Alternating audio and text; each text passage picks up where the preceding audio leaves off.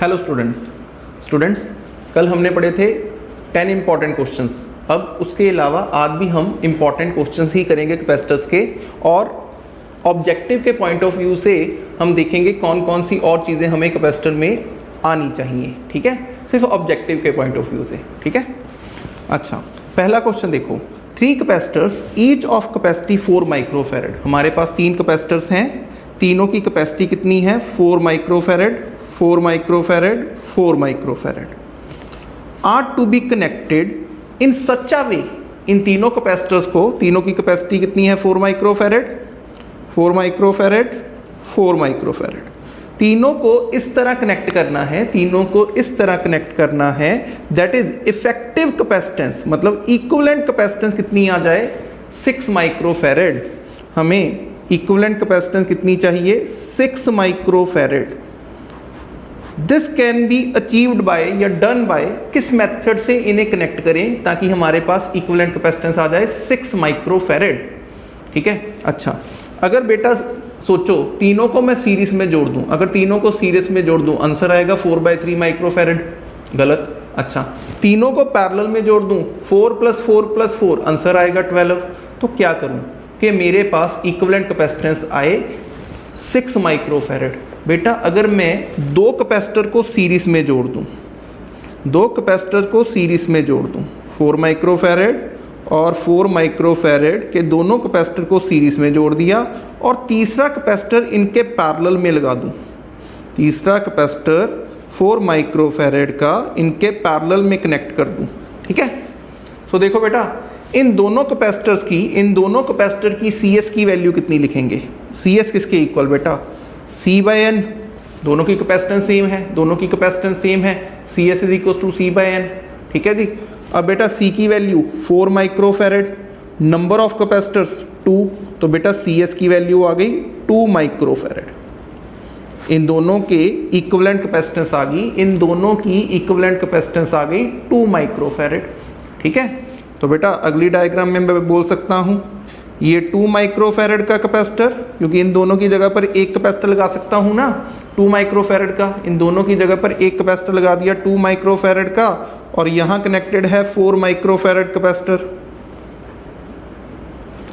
और ये दोनों पैरेलल में है, ये दोनों पैरेलल में है। अगर ये दोनों पैरेलल में है तो बेटा इक्विवेलेंट कैपेसिटेंस कितनी आ गई? इक्विवेलेंट कैपेसिटेंस बेटा 2 + 4 6 माइक्रोफैरड। ठीक है बेटा, सो आंसर क्या होगा हमारा? किसी 2 कैपेसिटर को, क्योंकि दोनों 4-4 माइक्रोफैरड, तीनों ही 4-4 माइक्रोफैरड के थे ना, किन्हीं 2 को हम जोड़ेंगे सीरीज में, किन्हीं 2 को जोड़ेंगे सीरीज में, और तीसरे को उनके पैरेलल में, और तीसरे को उनके पैरेलल में, ताकि हमारे पास इफेक्टिव कैपेसिटेंस कितनी आ जाए? 6 माइक्रोफैरड। क्लियर बेटा? अच्छा अगला क्वेश्चन देखो,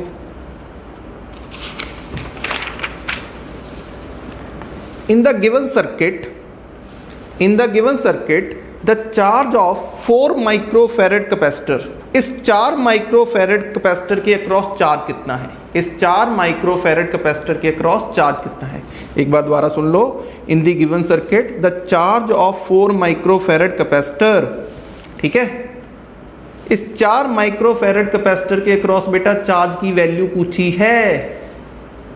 ठीक है, अब देखो बेटा यहां से लेकर यहां तक और यहां से लेकर यहां तक पोटेंशियल डिफरेंस सेम होगा। ठीक है, इन दोनों पॉइंट का पोटेंशियल डिफरेंस और इन दोनों पॉइंट्स का पोटेंशियल डिफरेंस सेम होगा, क्योंकि बेटा ये सीरीज में, ये दोनों सीरीज, ये दोनों पैरेलल में, इसके साथ सीरीज पे, ये दोनों पैरेलल में, इसके साथ सीरीज में। ठीक है जी, फिर जो रिजल्ट आएगा इसके साथ पैरेलल में, मतलब इस सर्किट की कैपेसिटेंस और इस सर्किट की कैपेसिटेंस आपस में पैरेलल में है। ठीक है, और याद करो पैरेलल में क्या चीज सेम होती है? पोटेंशियल डिफरेंस, मतलब potential difference between point B and A and potential difference between point D and C same होगा। ठीक है जी, पोटेंशियल डिफरेंस सेम होगा। अगर पोटेंशियल डिफरेंस सेम है तो चार्ज डिवाइड होगा। ठीक है, सो पहले तो देखो इन दोनों की कैपेसिटेंस कितनी लिखूं?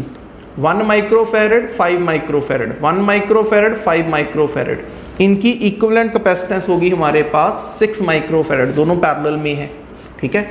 सो मैं इस 4 माइक्रोफैरड कैपेसिटर के साथ एक कैपेसिटर बना सकता हूं जिसकी कैपेसिटेंस कितनी होगी 6 माइक्रोफैरड। ये 4 माइक्रोफैरड, इन दोनों की कैपेसिटेंस कितनी आई बेटा 6 माइक्रोफैरड। सो इक्विवेलेंट कैपेसिटर बनाया जिसकी कैपेसिटेंस लिखी 6 माइक्रोफैरड, ठीक है। अच्छा, इनके पैरेलल में लगा हुआ है 3 माइक्रोफैरड कैपेसिटर, इनके पैरेलल में लगा हुआ है 3 माइक्रोफैरड कैपेसिटर। और बैटरी का पोटेंशियल डिफरेंस, बैटरी का पोटेंशियल डिफरेंस हमारे पास है 10 वोल्ट, बैटरी का पोटेंशियल डिफरेंस है 10 वोल्ट। क्लियर बेटा। अच्छा आ जाओ आगे, ये दोनों सीरीज में, ये दोनों सीरीज में 4 माइक्रोफैरड 6 माइक्रोफैरड, ये दोनों सीरीज में है। तो बेटा रिजल्ट क्या होगा, याद करो, C S is equal to, ये दोनों सीरीज में बेटा C S is equal to 4 multiply 6 divided by 10, 4 multiply 6 divided by 10। बेटा आंसर आया, 4 को कैंसिल किया, यहाँ 5, यहाँ 2 के साथ डिवाइड कर रहा हूँ बेटा, यहाँ 2 आया, यहाँ 5 आया। अच्छा 6 2 द 12 डिवाइडेड बाई 5 2.4, मतलब सी एस की वैल्यू आ गई 2.4 माइक्रोफैरड। मतलब इन दोनों की जगह पर एक कैपेसिटर लगा सकते हैं जिसकी कैपेसिटेंस कितनी लिखेंगे 2.4 माइक्रोफैरड, और वो 2.4 माइक्रोफैरड इस 3 माइक्रोफैरड कैपेसिटर के साथ पैरेलल में है। इसका मतलब इक्विवेलेंट कैपेसिटेंस, इन दोनों की इक्विवेलेंट कैपेसिटेंस कितनी लिखूं, सी इक्विवेलेंट। बेटा जो रिजल्ट आया उसकी कैपेसिटेंस आई 2.4 माइक्रोफैरड, और ये 3 माइक्रोफैरड इसके साथ पैरेलल में है, तो सी इक्विवेलेंट आया बेटा 2.4 प्लस 3 माइक्रोफैरड, ठीक है। यहाँ नीचे लिख देते हैं C equivalent is equals to 2.4 plus 3 microfarad, और ये आ गया बेटा 5.4 माइक्रोफैरड, 5.4 माइक्रोफैरड, ठीक है। इक्विवेलेंट कैपेसिटेंस इस सर्किट की, इक्विवेलेंट कैपेसिटेंस इस सर्किट की, ठीक है जी। अब बेटा याद करो क्यू किसके equal, C equivalent into V, Q किसके equal, C equivalent into V. अच्छा बेटा सी इक्विवेलेंट कितना आया हमारा 5.4 माइक्रोफैरड, ठीक है जी। और पोटेंशियल डिफरेंस कितना है 10 वोल्ट का, तो हमारे पास चार्ज की वैल्यू आ गई, चार्ज की वैल्यू आ गई 54 माइक्रोकूलम। इस सर्किट में जो चार्ज फ्लो कर रहा है उस चार्ज की वैल्यू आ गई 54 माइक्रोकूलम, 54 माइक्रोकूलम। क्लियर बेटा, हमें ये तो पता लग गया कि 54 माइक्रोकूलम जा रहा है, लेकिन बेटा इस पॉइंट पर जाकर ये 2 हिस्सों में डिवाइड होगा।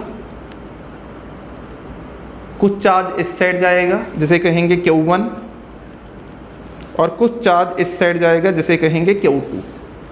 अब हमें Q1 की वैल्यू कैलकुलेट करनी है, क्यों, क्योंकि हमें पूछा था क्वेश्चन में कि 4 माइक्रोफैरड, इस 4 माइक्रोफैरड कैपेसिटर के क्रॉस कितना चार्ज है। बेटा जितना चार्ज इस साइड फ्लो करेगा वही चार्ज होगा 4 माइक्रोफैरड कैपेसिटर के क्रॉस, है ना। सो बेटा अब Q1 की वैल्यू निकालने के लिए क्लास में हमने फॉर्मूला पढ़ा है। Q1 की अगर वैल्यू निकालनी है, टोटल चार्ज Q को C1 के साथ मल्टीप्लाई कर दो divided by C1 plus C2। Q1 की वैल्यू अगर निकालनी है तो टोटल चार्ज Q को C1 के साथ मल्टीप्लाई कर दो और डिवाइड में लिख दो C1 प्लस C2। याद करो क्लास में पढ़ चुके हैं ये फॉर्मूला, ठीक है। तो बेटा आंसर कितना आया, आंसर हमारा आएगा Q है हमारा 54 इंटू C1 की वैल्यू, बेटा जिस कैपेसिटर के क्रॉस चार्ज चाहिए, जिस कैपेसिटर के क्रॉस चार्ज चाहिए, बेटा इसकी इक्विवेलेंट कैपेसिटेंस कितनी आई थी 2.4, इसकी इक्विवेलेंट कैपेसिटेंस आई थी 2.4, ठीक है। तो बेटा यहां C1 में लिखेंगे 2.4, और इसके साथ पैरेलल में कौन सा कैपेसिटर कनेक्टेड है जिसकी कैपेसिटेंस है 3 माइक्रोफैरड। बेटा 2.4 प्लस 3, ये आंसर कितना आया था हमारा 5.4 माइक्रोफैरड, ठीक है ना। तो बेटा इस 5.4 को हम 54 के साथ जब डिवाइड करेंगे आंसर कितना आया बेटा 10। 2.4 इंटू 10, 2.4 इंटू 10 24 माइक्रोकुलम, 24 माइक्रोकुलम। बेटा ध्यान से एक बार देख लो, हमने क्या किया, सबसे पहले तो सी इक्विवेलेंट फाइंड किया, सबसे पहले सी इक्विवेलेंट फाइंड किया, आंसर आया 5.4 माइक्रोफेरेड, ठीक है। फिर हमने देखा कि सर्किट में टोटल चार्ज कितना फ्लो हुआ, 54 माइक्रोकुलम, 54 माइक्रोकुलम। क्लियर बेटा। अब हमें ये जानना है कि यहाँ कितना चार्ज ट्रांसफर हुआ। उसके लिए हमें पता है इन दोनों की इक्विवेलेंट कैपेसिटेंस 2.4, इसकी कैपेसिटेंस 3। सो बेटा इस साइड कितना चार्ज आएगा, Q1 का formula Q multiply C1 divided by C1 plus C2, Q multiply C1 divided by C1 plus C2। C1 वो कैपेसिटर की कैपेसिटेंस लिखेंगे जिसके अक्रॉस हमें चार्ज चाहिए, इन दोनों की इक्विवेलेंट कैपेसिटेंस, इन दोनों की इक्विवेलेंट कैपेसिटेंस के अक्रॉस जितना चार्ज होगा उतना ही चार्ज इस 4 माइक्रोफेरेड कैपेसिटर के अक्रॉस, उतना ही चार्ज 6 माइक्रोफेरेड कैपेसिटर के अक्रॉस, ठीक है। सो CS की वैल्यू हमने पहले ही फाइंड की थी 2.4। सो Q1 कितना आया, Q मल्टीप्लाई C1, C1 की value 2.4 divided by C1 plus C2, 2.4 plus 3 5.4, ठीक है। आंसर आया बेटा 24 माइक्रोकुलम। बेटा इस क्वेश्चन में देखो, find equivalent capacitance between A and B, find equivalent capacitance between A and B, ठीक है। काफ़ी इंपॉर्टेंट क्वेश्चन है और बच्चा हमेशा इस क्वेश्चन में गलती करता है। बच्चे को लगता है तीनों कैपेसिटर सीरीज में है, बच्चे को लगता है कि ये तीनों कैपेसिटर सीरीज में है, आंसर लिख देता है C/3, गलत आंसर, ठीक है। ये तीनों कैपेसिटर्स बेटा पैरेलल में है और इसे सॉल्व करने के लिए पोटेंशियल मेथड आपको अच्छी तरह से आना चाहिए। पोटेंशियल मेथड समझो, ठीक है। अगर इस पॉइंट का पोटेंशियल मैं लिख रहा हूं VA और इस पॉइंट का पोटेंशियल मैं लिख रहा हूं VB, जब भी कंडक्टिंग वायर लगी होगी, जब भी कंडक्टिंग वायर लगी होगी तो इस वायर के हर पॉइंट का पोटेंशियल कितना होगा, जितना इस वायर के इस पॉइंट का पोटेंशियल होगा। अगर इसका पोटेंशियल VB है, इसका मतलब इस पॉइंट का पोटेंशियल भी बेटा VB, इस पॉइंट का पोटेंशियल भी बेटा VB, ठीक है। और इस साइड भी एक कंडक्टिंग वायर लगी है, इस साइड भी एक कंडक्टिंग वायर लगी है, ठीक है। इसका मतलब अगर इस A पॉइंट का पोटेंशियल मैं VA लिख रहा हूं तो इसका पोटेंशियल भी हुआ VA, इस पॉइंट का पोटेंशियल भी VA, इस पॉइंट, क्योंकि कोई कैपेसिटर नहीं लगा ना इस साइड, सो इस पूरी वायर का पोटेंशियल एक ही होगा, कितना, VA, ठीक है। इसे कहते हैं पोटेंशियल मेथड। अब बेटा इस एक साइड लिखें A पॉइंट, इस एक साइड लिखें B पॉइंट, इसका पोटेंशियल VA, इसका पोटेंशियल VB। पहला कैपेसिटर, जो पहला कैपेसिटर आपको शो हो रहा है वो किन दो पॉइंट्स के बीच में है, VA एंड VB पॉइंट्स में। सो एक कैपेसिटर बना दो जिसकी कैपेसिटेंस कितनी लिखेंगे हम, C, जिसकी कैपेसिटेंस लिखेंगे C। अच्छा, दूसरा कैपेसिटर जो शो हो रहा है किन दो पॉइंट्स में है बेटा, अगेन एक का पोटेंशियल है VA, एक प्लेट का पोटेंशियल है VB, मतलब अगेन एक दूसरा कैपेसिटर इन्हीं दो पॉइंट्स के बीच में आएगा, मतलब इसके क्या होगा, पैरेलल होगा। अगर याद करो पोटेंशियल डिफरेंस अगर सेम है, पोटेंशियल डिफरेंस अगर सेम है तो कैपेसिटर्स आपस में कैसे होते हैं, पैरेलल में। अच्छा, लास्ट कैपेसिटर देखो, इस कैपेसिटर की कैपेसिटेंस C ये किन दो पॉइंट्स में है, VA एंड VB, इसका मतलब ये कैपेसिटर भी इन दोनों कैपेसिटर के पैरेलल में ही लगेगा। बेटा तीनों कैपेसिटर्स का पोटेंशियल डिफरेंस कितना है, VA minus VB, VA minus VB या VB माइनस VA बोलूं, ठीक है। तीनों की कैपेसिटेंस है C। सो अब बेटा ध्यान से देखो, तीनों पैरेलल में आ गए, तीनों पैरेलल में आ गए, VA VB, VA VB, ठीक है। हर कैपेसिटर का पोटेंशियल डिफरेंस सेम आ गया, VB माइनस VA या VA माइनस VB बोलो, डिपेंडिंग अपॉन चार्ज कहाँ से किस साइड जाएगा, ठीक है। ओके, अगर ये तीनों पैरेलल में है तो पैरेलल में हम रिजल्ट क्या लिखते हैं, CP किसके इक्वल बेटा, N into C, N into C। बेटा C1 plus C2 plus C3 result लगाने की जरूरत नहीं है, N इंटू C लगाओ क्योंकि तीनों की कैपेसिटेंस सेम है और नंबर ऑफ कैपेसिटर्स कितने हैं, 3। सो बेटा CP की वैल्यू आ गई 3 इंटू C, 3 इंटू C, ठीक है। ये कैपेसिटर सीरीज में नहीं है, ये कैपेसिटर्स पैरेलल में हैं, ये बात आप याद रखोगे, ठीक है। नेक्स्ट क्वेश्चन, हाँ जी, ये भी पोटेंशियल मेथड से ही सॉल्व होगा, ठीक है। इस पॉइंट का पोटेंशियल डिफरेंस कितना लिखूं, इस पॉइंट का पोटेंशियल VA, पोटेंशियल डिफरेंस भी बोल दूं, कोई गलत बात नहीं है बेटा। इन्फिनिटी से इस पॉइंट का पोटेंशियल डिफरेंस कितना, VA। अच्छा, ये कंडक्टिंग वायर है, इस पॉइंट का पोटेंशियल डिफरेंस, यहाँ कोई कैपेसिटर नहीं लगा बेटा, कोई कैपेसिटर नहीं लगा, इसका मतलब इस पॉइंट का पोटेंशियल डिफरेंस भी VA है। क्लियर? अच्छा, ये एक पॉइंट ऐसा है जिसका पोटेंशियल ना VA है ना VB है, ना VA ना VB, इसका पोटेंशियल हम x मान लेते हैं, Vx, ठीक है, ताकि आपको कम से कम दिक्कत हो। इस पॉइंट का पोटेंशियल VA, इस पॉइंट का पोटेंशियल VA, इस पॉइंट का पोटेंशियल VB, अच्छा इस पॉइंट का पोटेंशियल VB, इस पॉइंट का पोटेंशियल VB। अब आपके लिए सर्किट बनाना आसान हो गया थोड़ा, ठीक है, ध्यान से देखो, इस साइड A पॉइंट, इस साइड B पॉइंट। अच्छा, इन दोनों कैपेसिटेंस, इन दोनों पॉइंट्स के बीच में एक और पॉइंट भी लेंगे X, इन दोनों पॉइंट्स के बीच में एक और पॉइंट भी लेंगे X, ठीक है। अब देखो, ये वाला कैपेसिटर, ये वाला कैपेसिटर किन दो पॉइंट्स के बीच में, A and X, A and X बना दो एक कैपेसिटर, और इसकी कैपेसिटेंस कितनी है बेटा, C, इसकी कैपेसिटेंस कितनी बेटा, C। अच्छा, ये वाला कैपेसिटर, ये वाला कैपेसिटर किन दो पॉइंट्स के बीच में बेटा, X and VB, X and VB बना दो, X एंड VB के बीच में कैपेसिटर बना दो जिसकी कैपेसिटेंस है C, ठीक है। अच्छा बेटा, ये वाला कैपेसिटर, ये वाला कैपेसिटर जो बीच में लगा है, ये किन दो पॉइंट्स के बीच में है बेटा, A and X, A and X, और A एंड X में एक और कैपेसिटर बना दो, फिर ये भी A एंड X के बीच में, ये भी A एंड X के बीच में, पता लग गया, ये दोनों पैरेलल में, ये दोनों पैरेलल में, ठीक है। बचा कौन सा बेटा, ये वाला कैपेसिटर किन दो पॉइंट्स में, A and B, A and B, ये रहा बेटा पॉइंट A और ये रहा पॉइंट B, ये रहा पॉइंट B, इन दोनों के बीच में कैपेसिटर बना दो जिसकी कैपेसिटेंस C, इन दोनों के बीच में एक कैपेसिटर बना दो जिसकी कैपेसिटेंस C। ध्यान से अब डायग्राम को देखो, समझ में आई कि नहीं आई।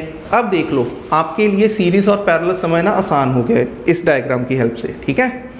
अब देखो, ये दोनों पैरेलल में, ये दोनों कैपेसिटर्स पैरेलल में, इन दोनों की कैपेसिटेंस कितनी लिखेंगे, C plus C 2C, C plus C 2C।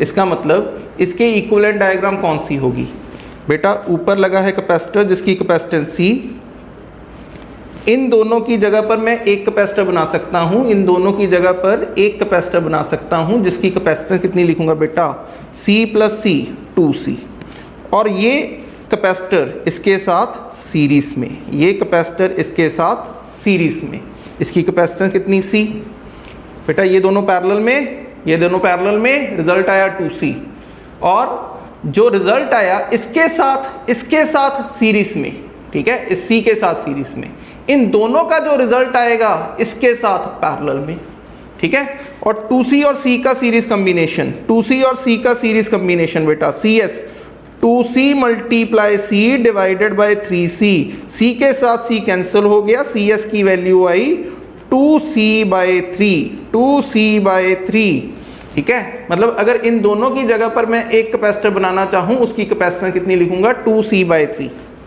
ठीक है। ऊपर कैपेसिटर जिसकी कैपेसिटेंस C, नीचे कैपेसिटर बनाऊंगा जिसकी कैपेसिटेंस लिखूंगा 2C बाय 3। अब ये दोनों कैपेसिटर आपस में, ये दोनों कैपेसिटर आपस में पैरेलल में, ये दोनों कैपेसिटर आपस में पैरेलल में, तो बेटा रिजल्ट क्या हुआ, इन दोनों का रिजल्ट हुआ 2C बाय 3, C इक्विवेलेंट की वैल्यू बेटा 2C by 3 plus C, 2C by 3 plus C, बेटा कितना आया, 3C plus 2C 5C divided by 3, C equivalent, C equivalent 5C by 3। ध्यान से देखो इस क्वेश्चन को, काफी इंपॉर्टेंट क्वेश्चन आपके लिए। Equivalent capacitance I 5C by 3, 5C by 3, ठीक है। आगे चलें, ठीक है, इस क्वेश्चन को ध्यान से करना। अच्छा, next question is find the equivalent capacitance between A and B, find the equivalent capacitance between A and B। Again बेटा पोटेंशियल मेथड से सॉल्व होगा, पोटेंशियल मेथड से इसको सॉल्व करेंगे, ध्यान से देखना, ठीक है।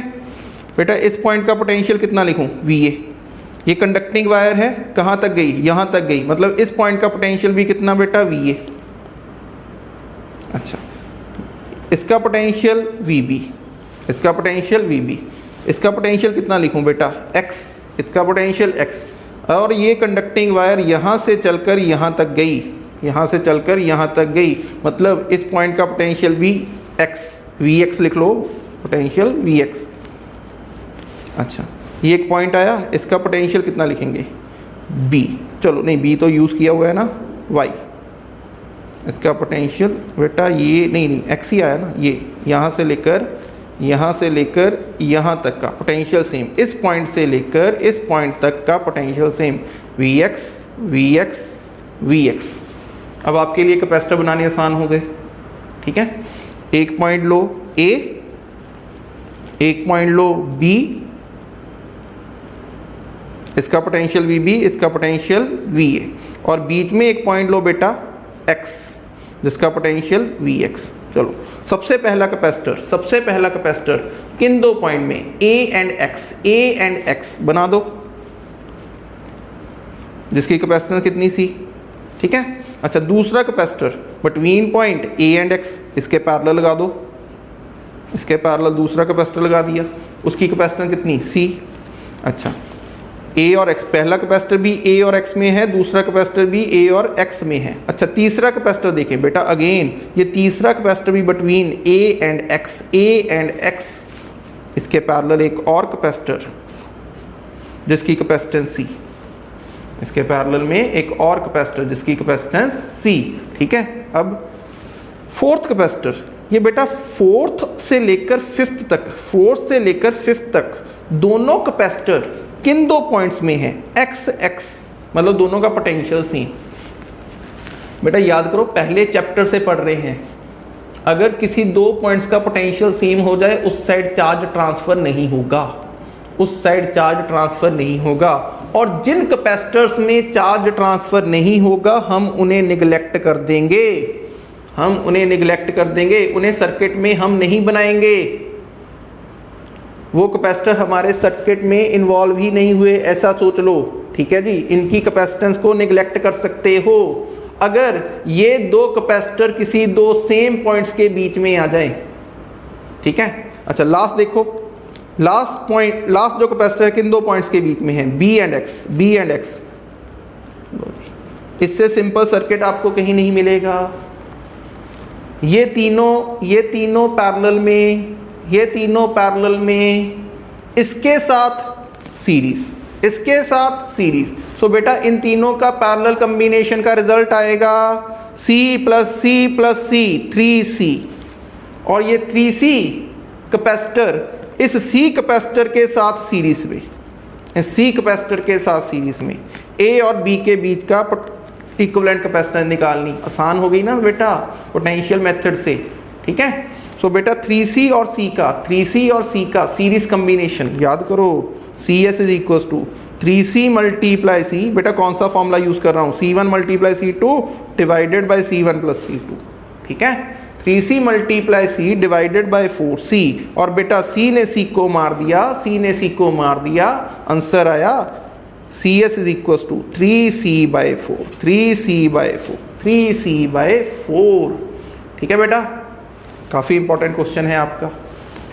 Next question. अच्छा बेटा, नेक्स्ट क्वेश्चन से पहले एक मेथड समझो, इसे कहते हैं हम व्हीटस्टोन ब्रिज मेथड।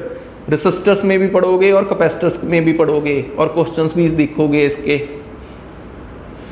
सिंपल सा आपने देखना है कि इस C1 अपॉन C2 की रेशो क्या C3 और C4 की रेशो के इक्वल है। C1 अपॉन C2 की रेशो, कैपेसिटेंस की वैल्यू आपको दी होंगी, सर्किट में आपको कैपेसिटेंस की वैल्यू दी होंगी।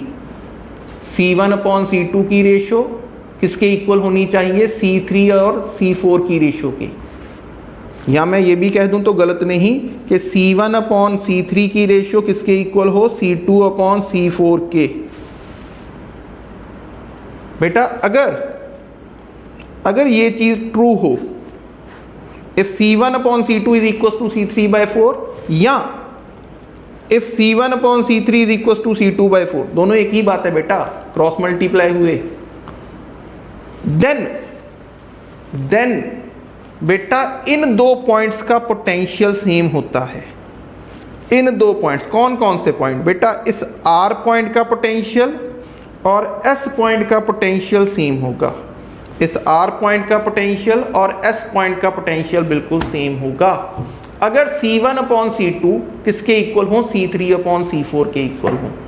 और अगर बेटा इन दोनों का पोटेंशियल सेम होगा, इस साइड कोई चार्ज नहीं जाएगा, इस साइड कोई चार्ज नहीं जाएगा, इस साइड R से लेकर S तक या कहूं S से लेकर R तक कोई चार्ज ट्रांसफर नहीं होगा, क्योंकि अगर पोटेंशियल सेम हो गया दोनों पॉइंट्स का, potential difference zero, potential difference zero, charge transfer नहीं होगा।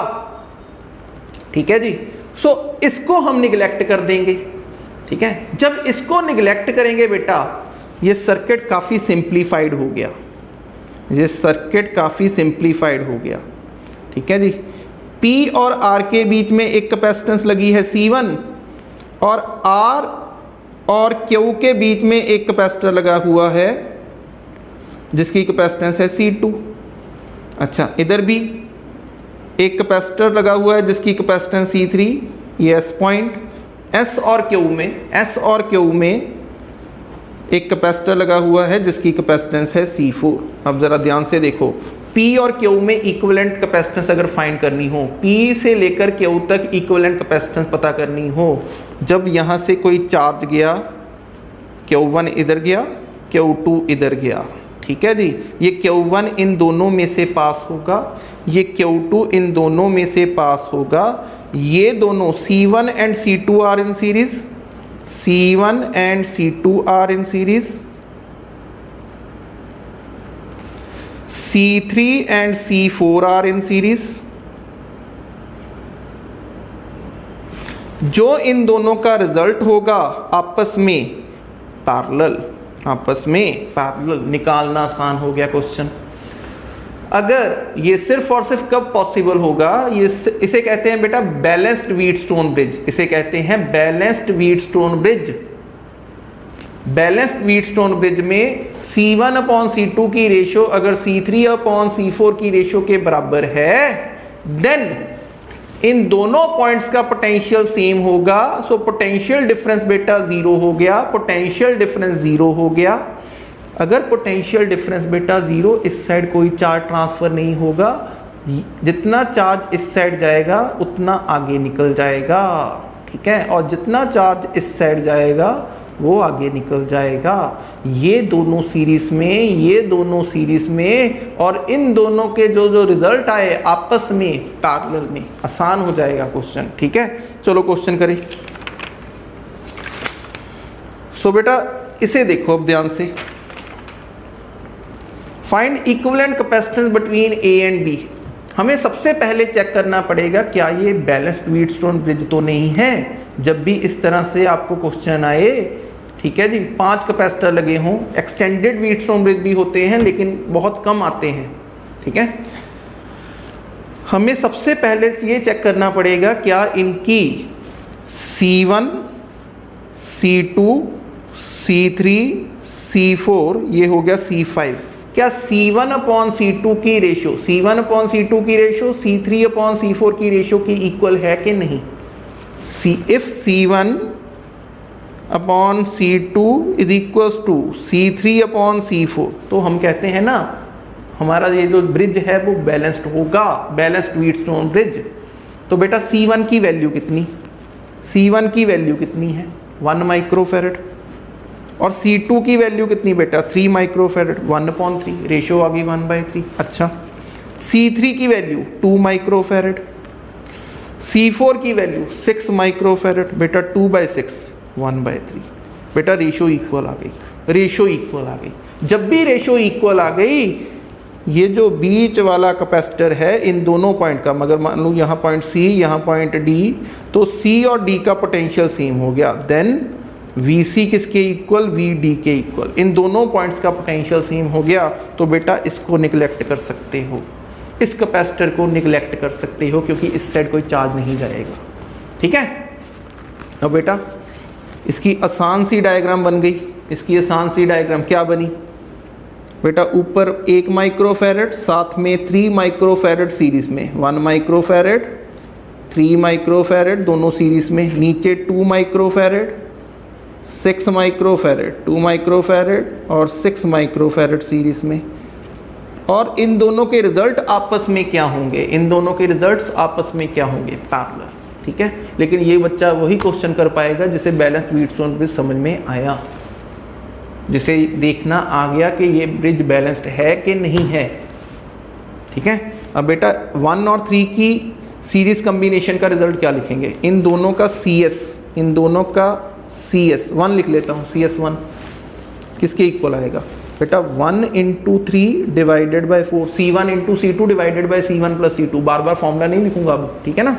सो आंसर आया 3/4 माइक्रोफैरेड, 3/4 माइक्रोफैरेड। अच्छा, इन दोनों की सीरीज कॉम्बिनेशन लिख लेता हूँ CS2 किसके इक्वल बेटा, 2 × 6 डिवाइडेड बाई 8। बेटा यहाँ आया 4, अगेन 3/2 माइक्रोफैरेड। ठीक है, चेक कर लो एक बार, 6 2 नीचे 8 4 और 2 के साथ कैंसिल हुआ 3/2, यहाँ 1 × 3/4। बेटा 3/4 माइक्रोफैरेड, 3/2 माइक्रोफैरेड, बिल्कुल ठीक है। अच्छा, इन दोनों के CS की वैल्यू लिख ली, इन दोनों के CS की वैल्यू लिख ली, मतलब इन दोनों की जगह पर हम कैपेसिटेंस लिख सकते हैं 3/4 माइक्रोफैरेड, इन दोनों की जगह पर हम कैपेसिटेंस लिख सकते हैं 3/4 माइक्रोफैरेड, और इन दोनों की जगह पर हम कैपेसिटेंस लिख सकते हैं 3/2 माइक्रोफैरेड। अच्छा, और ये दोनों कैपेसिटर आपस में, ये दोनों कैपेसिटर्स आपस में पैरेलल, लिख दो आंसर C इक्विवेलेंट बेटा 3/4 C1 + C2 इन दोनों का सम 3/4 + 3/2। बेटा एलसीएम कितना आ गया 4 3, अच्छा +6 दैट इज 9/4 माइक्रोफैरेड। चेक कर लो बेटा, 9/4 माइक्रोफैरेड। कैलकुलेशन में अगर कोई मिस्टेक है तो बता देना, 9/4 माइक्रोफैरेड, 9/4 बिल्कुल ठीक है बेटा, बिल्कुल ठीक है, 9/4 माइक्रोफैरेड। ठीक है, जैसे हम पॉइंट्स में अगर लिखना चाहे तो लिख सकते हैं 2.25 माइक्रोफैरेड। ठीक है, आगे चले, एक और क्वेश्चन करते हैं। अच्छा जी, क्या ये ब्रिज बैलेंस्ड है, क्या ये ब्रिज बैलेंस्ड है, जल्दी से देखो, क्या ये ब्रिज बैलेंस्ड है कि नहीं है, क्या ये ब्रिज बैलेंस्ड है कि नहीं है, देख लेते हैं बेटा। 5/5 की रेशियो, इन दोनों की रेशियो देखो, ठीक है, इन दोनों की रेशियो देखो, अगर इक्वल आ जाए, इन दोनों की रेशियो क्या इक्वल है, यस सर इक्वल है बेटा। 5 डिवाइडेड बाय 5 1, 5 डिवाइडेड बाय 5 1, मतलब दोनों की रेशियो बराबर है। इसका मतलब इन दोनों पॉइंट्स के बीच में जो ये कैपेसिटर लगा हुआ है 10 माइक्रोफैरेड, इसे निगलेक्ट कर सकते हैं, ठीक है। सो बेटा 5 माइक्रोफैरेड और ये दूसरा 5 माइक्रोफैरेड आपस में हो गए सीरीज में, 5 माइक्रोफैरेड आपस में सीरीज में, और नीचे लगे हुए हैं 2 5 माइक्रोफैरेड कैपेसिटर सीरीज में, है ना। अब रिजल्ट निकालना कितना आसान हो गया बेटा, बस ध्यान से सुना करो और समझा करो। 5 माइक्रोफैरेड सीरीज में, 5 माइक्रोफैरेड सीरीज में, जो इन दोनों के रिजल्ट आएंगे आपस में पैरेलल, ठीक है। सो बेटा इस 5 और 5 का series combination 2.5, 5 divided by 2, CS की value CS1 5/2 that is 2.5 microfarad. अच्छा, इन दोनों के CS की वैल्यू 5/2 दैट इज 2.5 माइक्रोफैरेड। अच्छा, मतलब इन दोनों की जगह पर एक कैपेसिटर लगाया जा सकता है 2.5 माइक्रोफैरेड का, इन दोनों की जगह पर एक कैपेसिटर लगाया जा सकता है 2.5 माइक्रोफैरेड का, और वो दोनों आपस में क्या है, पैरेलल, 2.5 माइक्रोफैरेड 2.5 माइक्रोफेरेड, ये दोनों आपस में पैरेलल। बेटा बोलो इन दोनों का पैरेलल कॉम्बिनेशन क्या लिखें? इन दोनों का पैरेलल कॉम्बिनेशन बेटा 2.5 प्लस 2.5, सो सी इक्विवेलेंट आ गया हमारे पास 5 माइक्रोफेरेड, 5 माइक्रोफेरेड।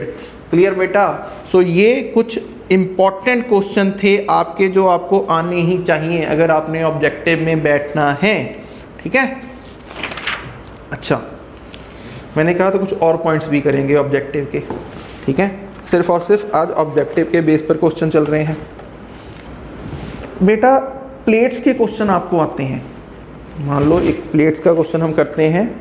अच्छा ये देखो, इस तरह से आपके पास ना कुछ प्लेट्स होंगी, कहेंगे सबका हर प्लेट का एरिया है A, each plate has area A, और हर प्लेट में जो सेपरेशन है दैट इज डी, हर प्लेट्स में जो सेपरेशन है दैट इज डी। हर प्लेट नंबर ऑफ प्लेट्स होंगी, नंबर ऑफ प्लेट्स होंगी। ठीक है, 4 हो सकती हैं, 3 हो सकती हैं, 5 हो सकती हैं, 5 से ज़्यादा प्लेट्स का क्वेश्चन मिनिमम आया है। ठीक है, 3 4 5 तक, 3 4 5 प्लेट्स तक के क्वेश्चन आपको आते हैं। ये प्लेट्स दी हुई हैं, याद है अगर n प्लेट्स हों तो मैक्सिमम कितने कैपेसिटर हो सकते हैं? n प्लेट्स हों तो मैक्सिमम कितने कैपेसिटर हो सकते हैं बेटा? n-1। 3 प्लेट्स कितने कैपेसिटर बना सकती हैं बेटा? 2 कैपेसिटर्स। 3 प्लेट्स अगर हमारे पास हों, नंबर ऑफ प्लेट्स अगर हमारे पास 3 हो तो मैक्सिमम कितने कैपेसिटर बन सकते हैं बेटा? 2। मैक्सिमम कितने कैपेसिटर बन सकते हैं? 2, 1 2।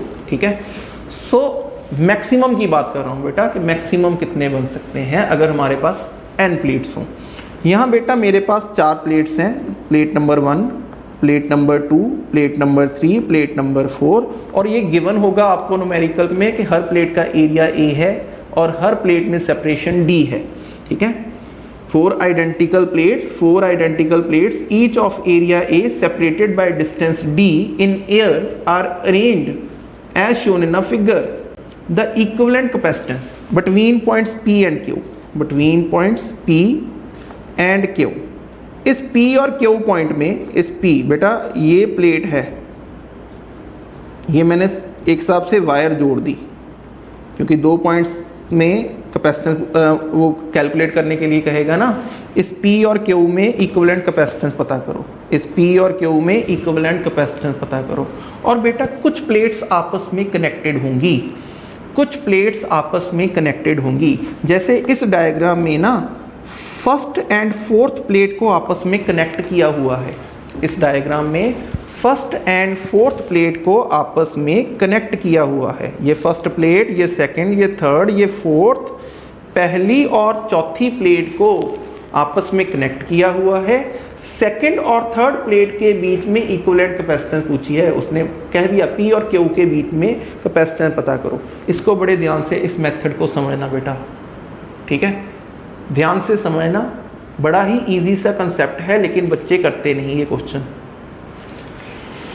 बेटा पहली बात, हमें कैपेसिटेंस पूछी है between point P and Q, between point P and Q। ठीक है, सो बेटा सबसे पहले P पॉइंट और Q पॉइंट को लेफ्ट हैंड साइड और राइट हैंड साइड में लिख लो।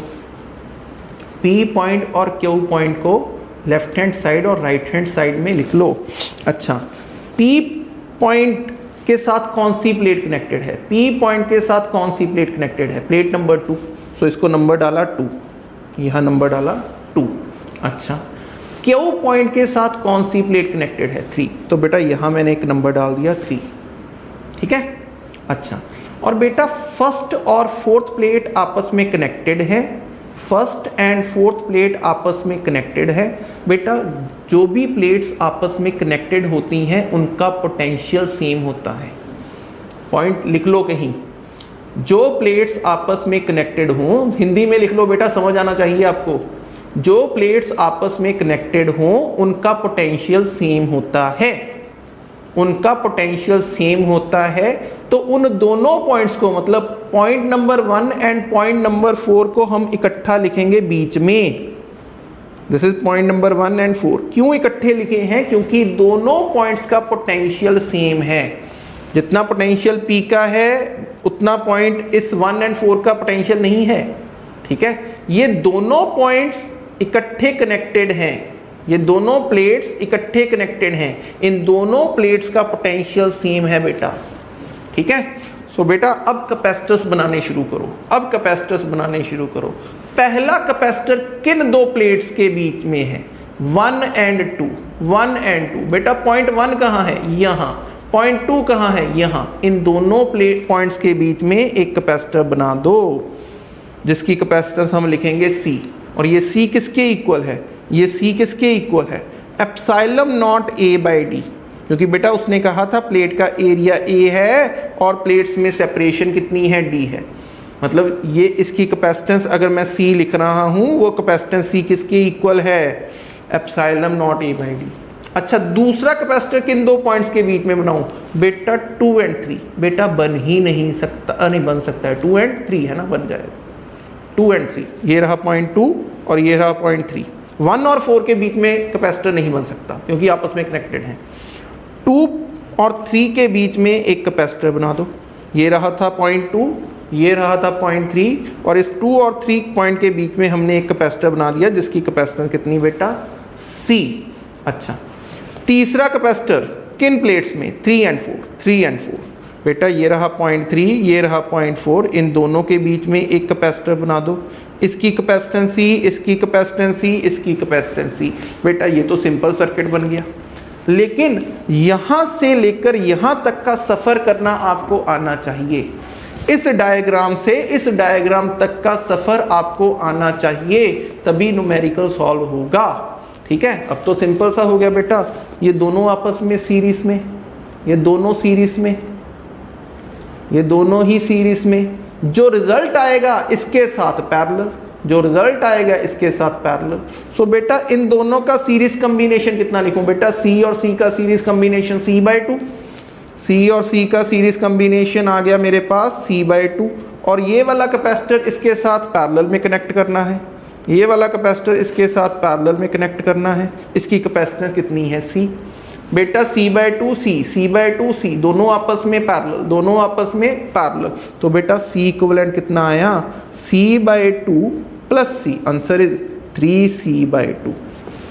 Answer is 3C/2। और बेटा C ऐसे ही नहीं छोड़ देना, क्योंकि उसने कहा था प्लेट्स का एरिया A है और सेपरेशन प्लेट्स में D है, तो इक्विवेलेंट कैपेसिटेंस किसके equal? Epsilon naught 3/2 equivalent capacitance I 3/2। बेटा C की वैल्यू सब्स्टिट्यूट कर रहा हूं, कुछ नहीं कर रहा, epsilon not A by D, ठीक है जी।